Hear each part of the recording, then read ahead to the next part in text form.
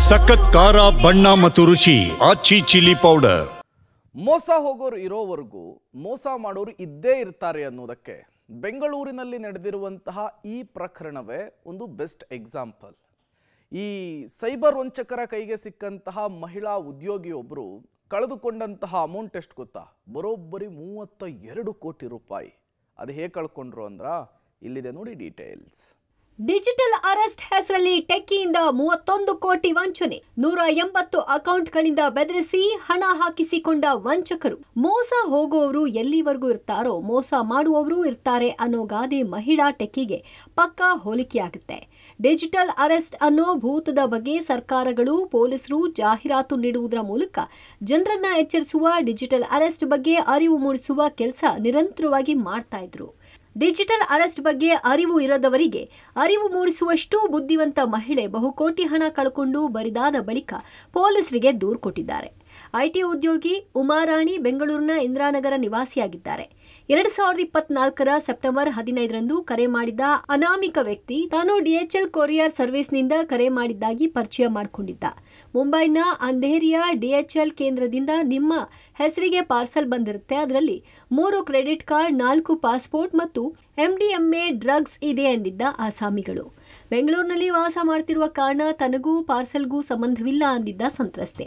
Parcel ಮೇಲೆ ನಿಮ್ಮ mobile ಸಂಖ್ಯೆ ಇರುವ ಕಾರಣ ಇದು ಸೈಬರ್ ಅಪರಾಧವಾಗಿದ್ದು ಸೈಬರ್ ಸೆಲ್ಗೆ ವರದಿ ಮಾಡಿಕೊಳ್ಳುವಂತೆ ಸಲಹೆ ನೀಡಿದ್ರು. ನೆಕ್ಸ್ಟ್ ಸೆಕೆಂಡ್ ವಿಡಿಯೋ ಕರೆ ಮಾಡಿದ ಇನ್ನೋರ್ವ ವ್ಯಕ್ತಿ CBI ಅಧಿಕಾರಿ ಅಂತ ಪರಿಚಯಿಸಿಕೊಂಡಿದ್ದ. ವಿಚಾರವನ್ನ ತಮ್ಮ ಕುಟುಂಬದವರಿಗೆ ತಿಳಿಸಿದ್ರೆ ಅವರ ಹೆಸರನ್ನ ಪ್ರಕರಣದಲ್ಲಿ ಸೇರಿಸುವುದಾಗಿ ಕಿರಾತಕರು ಬೆದರಿಸಿದ್ರಂತೆ. 2024ರ ಸೆಪ್ಟೆಂಬರ್ 23ರಂದು ವಿಡಿಯೋ ಕರೆ ಮಾಡಿದ ವ್ಯಕ್ತಿ CBI ಅಧಿಕಾರಿ ಅಂತ ಪರಿಚಯಿಸಿಕೊಂಡು 1 ವಾರ ಸಂತ್ರಸ್ತೆಯ ವಿಚಾರಣೆ ನಡೆಸಿದ. RBIನ ಫೈನಾನ್ಷಿಯಲ್ ಇಂಟೆಲಿಜೆನ್ಸ್ ಯೂನಿಟ್ಗೆ ತಮ್ಮ ಆಸ್ತಿಯ ವಿವರಗಳನ್ನು ಘೋಷಿಸಬೇಕು, ತನಿಖೆಯ ಭಾಗವಾಗಿ ನಿಮ್ಮ ಬ್ಯಾಂಕ್ ಖಾತೆ ಪರಿಶೀಲಿಸಬೇಕಿರುವ ಕಾರಣ ಹಣ ವರ್ಗಾವಣೆ ಮಾಡಬೇಕು, ಪರಿಶೀಲನೆ ಬಳಿಕ ಹಣವನ್ನು ವಾಪಸ್ ನೀಡಲಾಗುವುದು ಅಂತ ವಂಚಕರು ಹೇಳಿದ್ರಂತೆ.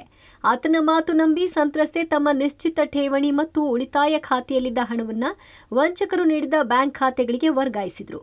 ಅದರಂತೆ ಹಂತ ಹಂತವಾಗಿ ದುಡ್ಡು ಪಿಕ್ಕಿದ್ದಾರೆ. ಎತ್ತರದ ಸ್ಥಾನದಲ್ಲಿ ಕೆಲಸ ಮಾಡುತ್ತಿರುವಂಥ ಒಂದು ಮಹಿಳಾ ಉದ್ಯೋಗಿಯವರು ಬಂದು ಒಂದು ದೂರು ನೀಡಿದ್ದಾರೆ. ಸತತ 8 ತಿಂಗಳ ಕಾಲ ಆ ಮಹಿಳೆಯನ್ನ ಡಿಜಿಟಲ್ ಅರೆಸ್ಟ್ ಮಾಡಿ ಆ ಮಹಿಳೆಯಿಂದ ಸುಮಾರು 31.5 ಕೋಟಿಯಷ್ಟು ಹಣವನ್ನ ಸೈಬರ್ ಕ್ರಿಮಿನಲ್ಸ್ ವಸೂಲಿ ಮಾಡಿದ್ದಾರೆ. ಸೊ ಇತ್ತೀಚೆಗೆ ಅವರಿಗೆ ರಿಯಲೈಸ್ ಆಗಿದೆ, ನನಗೆ ಇವರು ಮೋಸ ಮಾಡ್ತಾ ಇದ್ದಾರೆ, ನಾನು ಮೋಸ ಹೋಗಿದ್ದೀನಿ ಅಂತ. ನಾವೀಗ ಪ್ರಕರಣ ದಾಖಲು ಮಾಡಿಕೊಂಡು ಆ ಪ್ರಕರಣವನ್ನು ತನಿಖೆ ಮಾಡ್ತಾ ಇದ್ದೀವಿ. ಸೊ ಆ ತನಿಖೆಯಲ್ಲಿ ಈಗ ನಾವು ಕಂಡು ಬಂದಿರೋದೇನು ಅಂದರೆ ಭಾಳಷ್ಟು ಅಕೌಂಟ್ಸ್ ಎಲ್ಲ ಹೊರ ದೇಶದ ಕೆಲವು ಅಕೌಂಟ್ಸ್ ಇದೆ ಮತ್ತು ನಮ್ಮ ದೇಶದ ಕೆಲವು ಅಕೌಂಟ್ಸ್ ಇದೆ. ಸೊ ತನಿಖೆ ಮುಂದುವರೆದಿದೆ. 2024ರ ಡಿಸೆಂಬರ್ 6ರಂದು ದೂರುದಾರ ಮಹಿಳೆಯ ಮಗನ ನಿಶ್ಚಿತಾರ್ಥ ನೆರವೇರಿತ್ತು. ವಂಚಕರು ಸಂತ್ರಸ್ತೆಗೆ ಹಣ ವಾಪಸ್ ನೀಡಲಿಲ್ಲ. ಮಾರ್ಚ್ 26ರಂದು ತಮ್ಮ ಮೊಬೈಲ್ ಸಂಪರ್ಕಗಳನ್ನು ಕಡಿತಗೊಳಿಸಿದ್ರು. ಈ ಅವಧಿಯಲ್ಲಿ ಅಪರಿಚಿತ ವ್ಯಕ್ತಿಗಳು ಸಂತ್ರಸ್ತೆಗೆ ಕರೆ ಮಾಡಿ ಅವಾಚ್ಯ ಪದಗಳಿಂದ ನಿಂದಿಸಿ ಬೆದರಿಕೆ ಹಾಕ್ತಿದ್ರು ಅಂತ ದೂರಿನಲ್ಲಿ ಉಲ್ಲೇಖ ಮಾಡಿದ್ದಾರೆ. ಸದ್ಯ ಪ್ರಕರಣ ದಾಖಲಿಸಿಕೊಂಡಿರುವ ಪೂರ್ವ ವಿಭಾಗದ ಸೆನ್ ಪೊಲೀಸರು ದೊಡ್ಡ ಮಟ್ಟದ ಅಮೌಂಟ್ ಆಗಿರುವ ಕಾರಣ ಪ್ರಕರಣದ ತನಿಖೆ ಮಾಡಲು CIDಗೆ ವರ್ಗಾವಣೆ ಮಾಡಲಾಗಿದೆ. Nagesh, crime bureau, public TV, Bengaluru.